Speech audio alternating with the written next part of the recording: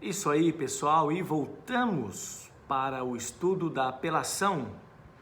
Vimos no vídeo anterior com relação à questão de apresentação de fatos novos, de novos argumentos na apelação e o seu aditamento. Vimos que nenhum dos dois, como regra, é possível. Como regra, não é possível trazer fatos novos e, como regra, não é possível aditar a apelação.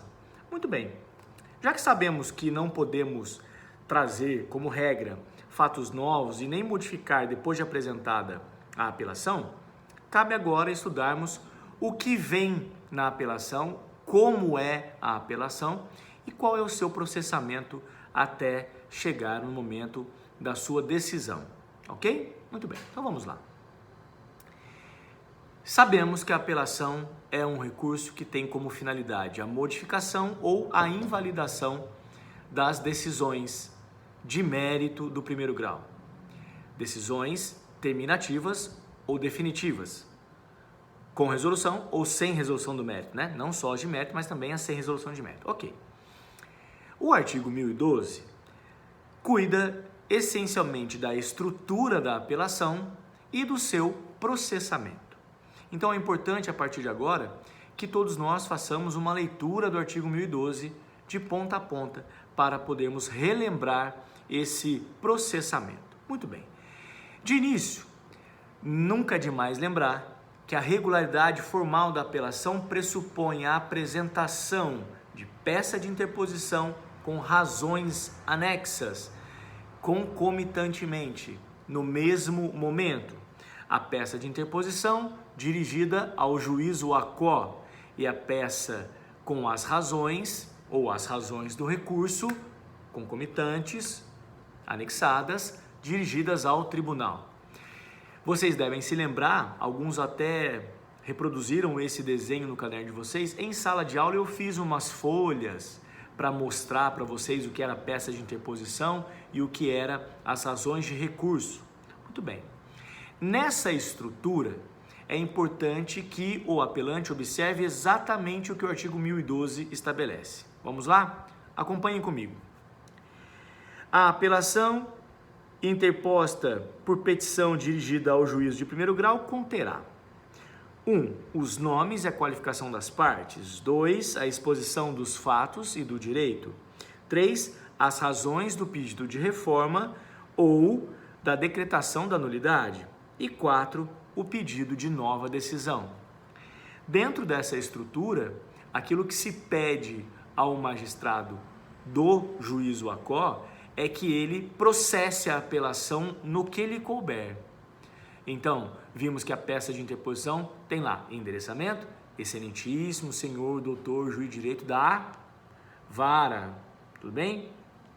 Da seção judiciária, aí vai depender do tipo de justiça, mas para o juiz do primeiro grau. E aí vem a parte, eu não preciso da qualificação ali nessa interposição porque o processo já tem, então, mas já qualificada, vem respeitosamente por meio do seu advogado, em razão do inconformismo com a sentença de folhas tais, exarada e publicada dia tal, interpor o recurso de apelação em face do réu, enfim. Na peça de interposição, basicamente, nós pedimos ao magistrado que ele faça aquilo que lhe é determinado no artigo 1012 e seguintes, ou seja, que ele processe a apelação. Nós já vimos que o juízo de admissibilidade não é mais realizado pelo juízo ACO na apelação. Vimos que aqui trata-se de fluxo direto. O juiz, cumpridas as formalidades que nós vamos ver, vai remeter os autos ao tribunal, independentemente do juízo de admissibilidade. Ok? Muito bem, então vamos lá.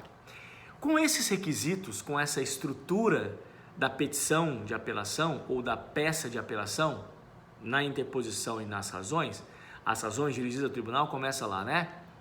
Recorrente, recorrido, número do processo, origem, e tá lá.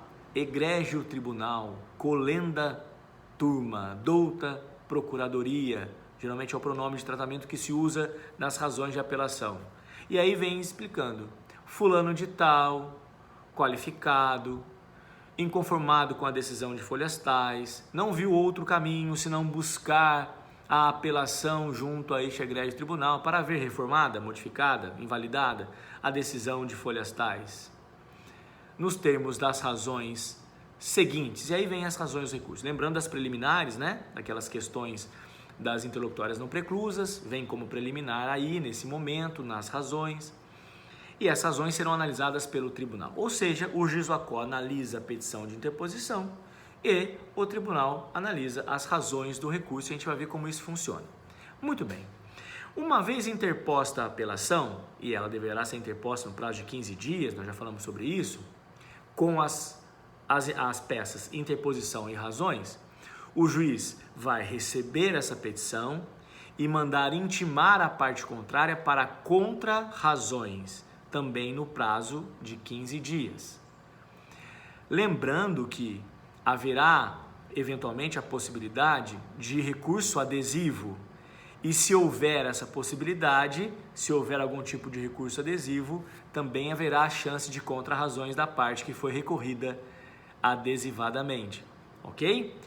Então, ele manda intimar para contra-razões, cumpridas essas formalidades, ele não vai observar cabimento, legitimidade, interesse, tempestividade, preparo, ele não vai olhar nenhum dos requisitos de admissibilidade. Antes de 2015 a gente viu que isso acontecia, né? Era duplo juízo. A partir de 2015 não mais. O juízo de primeiro grau cumpre essas formalidades e remete ao tribunal, independentemente de realizar o juízo de admissibilidade. Muito bem. Esse recurso chega ao tribunal. No processo eletrônico, ele já recebe um número correlato. Nos processos físicos, ele recebe uma capa, uma capa de cor diferente, com etiquetas diferentes. Nossa, Fred, por que você está falando de processo físico? Porque vocês vão ver ainda alguns processos físicos daqui a 2, 3 anos, se Deus quiser. Então, esse processo chega ao tribunal e é distribuído dentre uma das câmaras, no nosso caso, de direito público ou de direito privado, porque nós temos também questões do processo civil reguladas, trazidas, obviamente, para o direito público. Então, essas questões serão levadas ao tribunal e no tribunal haverá uma distribuição. Essa distribuição segue um sorteio livre, não há uma dependência como regra para a distribuição de recursos. Cada câmara dessa, cada turma, que é o que pode acontecer também nos TRFs, vai ter uma composição que contará para o julgamento com pelo menos 3 desembargadores. E de acordo com essa estrutura interna de cada câmara ou turma, nós teremos um desses 3 que será, de acordo com um rodízio interno, indicado como o relator daquele recurso. Então, a secretaria do tribunal recebe o recurso vindo do juiz do ACO, então a secretaria do tribunal já é o adquém, ok? Faz a distribuição dentre as câmaras, no nosso caso TJ, direito público ou direito privado, e essas câmaras têm a composição com pelo menos 3 desembargadores para o julgamento. A ideia é exatamente que haja uma sessão colegiada, que haja uma análise múltipla, com vários julgadores, nesse caso desembargadores, para reavaliarem, reexaminarem as questões recursais, aquilo que foi suscitado pelo apelante, ok? Então, nós já saímos do ACO e acabamos de chegar no juízo adquém, ok? Ótimo. No tribunal, a secretaria vai, no processo eletrônico isso é meio que automático, vai ser indicado o número correlato para aquele recurso e ele terá uma, entre aspas, uma linha paralela à linha principal do processo como linha recursal, ok? Essa linha paralela também segue um processamento que é exatamente isso que a gente está estudando. Começa com o recebimento pela secretaria, depois a distribuição por sorteio a uma das câmaras ou turmas, no caso do TRF, cujas câmaras ou turmas são integradas por pelo menos 3 julgadores, desembargadores, e dentre esses 3, um será eleito através de um sistema de rodízio entre eles, distribuição por números e tal. Um deles será relator do recurso. Muito bem. Nós temos algumas discussões importantes com relação à figura do relator. Por quê? Vocês vão ver que o artigo 932 do Código de Processo Civil traz o que a doutrina chama de empoderamento do relator. É um empoderamento relativo, mas é um empoderamento porque nas mãos do relator existem 2 grandes possibilidades. A primeira possibilidade é o julgador, relator, desembargador, relator, vai poder decidir monocraticamente, sozinho, só ele, vai poder, sem ouvir os outros desembargadores, tomar algumas decisões, ok? No caso da apelação, incisos 3 a 5 do 932. Vocês vão fazer uma atividade, já está lá no AVA, exatamente para estudar esses poderes do relator. A pergunta que está lá no AVA é: quais atitudes pode tomar o relator, monocraticamente? Vocês vão olhar esse artigo 932, ele será um tema específico nosso para a gente falar sobre isso, mas o relator poderá agir sozinho, monocraticamente, decidindo em questões específicas, ok? Ou seja, sem ouvir nenhum outro desembargador. Se ele entender que não é caso de agir monocraticamente, de proferir uma das decisões previstas no artigo 932 enquanto relator, ele deve elaborar o seu voto,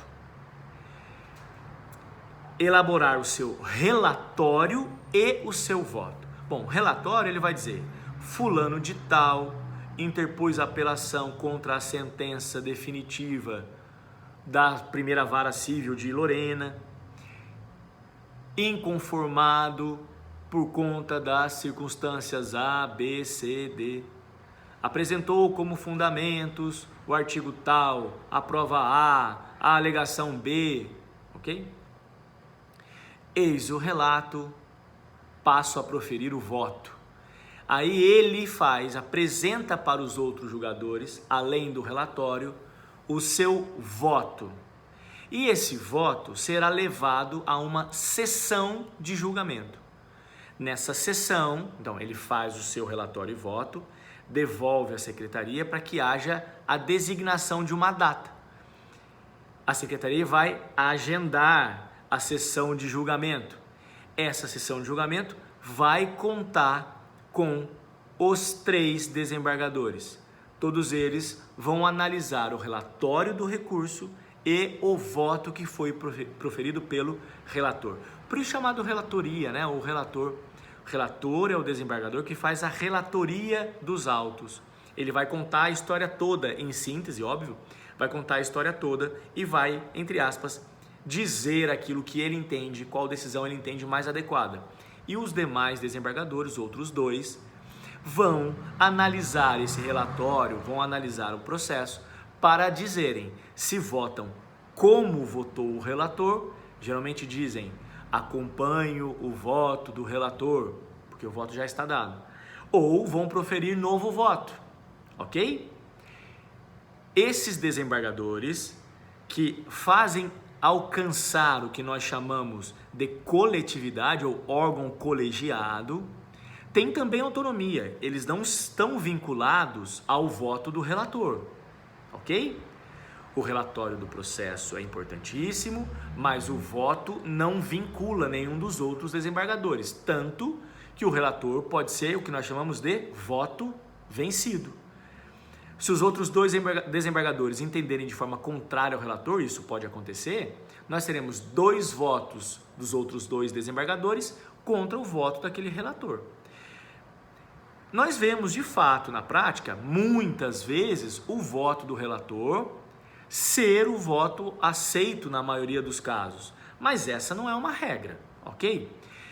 De fato, pessoal, de acordo com o desenvolvimento dos trabalhos dessas sessões do Poder Judiciário, ou câmaras ou turmas, é natural que os desembargadores desenvolvam uma certa linha de raciocínio. É natural que eles desenvolvam uma linha jurisprudencial. Quiçá todos os tribunais tivessem a mesma, entre aspas, uniformidade, que pelo menos tivessem a mesma orientação jurídica, né? Claro, é sempre bom debater, mas é importante que haja certa estabilidade. O ruim é quando o tribunal fica mudando de decisão ano sim, ano não, sem nenhuma crítica velada, já criticando. Mas, enfim, normalmente essas sessões do Poder Judiciário já tem, então, uma forma de analisar determinadas questões. E aí, muito provavelmente, é o que a gente acaba vendo em muitos casos na prática, o voto do relator acaba sendo, então, o voto que prevalece. Os demais acabam acompanhando essa sessão. Nós tínhamos uma visita programada para o TRF e, em razão disso tudo, não foi possível realizar. Vamos tentar realizar no segundo semestre, exatamente para poder assistirmos no TRF uma sessão de julgamento de apelação. E vocês verão exatamente esse circuito. A leitura do relatório, a leitura do voto e a manifestação. Obviamente, a sustentação oral, a defesa por parte de quem apresentou o recurso, né? E também a manifestação dos demais desembargadores. Então, retomando, nós temos uma linha de processo de conhecimento, no nosso caso ordinário, que se encerra com uma sentença com ou sem resolução do mérito e há a interposição de uma apelação. Essa apelação vai fazer com que o juiz de primeiro grau intime a parte contrária para contrarrazões. Se houver recurso adesivo, intima outra parte para contrarrazoar. As contrarrazões não são obrigatórias, elas são facultativas. O fato de não contrarrazoar uma apelação não vai ensejar nenhum tipo de revelia, nenhum tipo de punição, é uma faculdade. A parte apresenta contrarrazões se quiser, ok? Então, o juiz de primeiro grau recebe a apelação, manda intimar a parte contrária, se tiver recurso adesivo, e remete os autos ao tribunal. No tribunal se inicia uma outra linha. A secretaria recebe, distribui dentre essas sessões do Poder Judiciário que eu acabei de mencionar, Câmara ou turmas, conforme seja a estrutura judiciária, e nessas sessões nós teremos os membros do órgão colegiado, que vão proferir o acórdão. O resultado final desse processamento é o que nós entendemos por ato decisório, acórdão.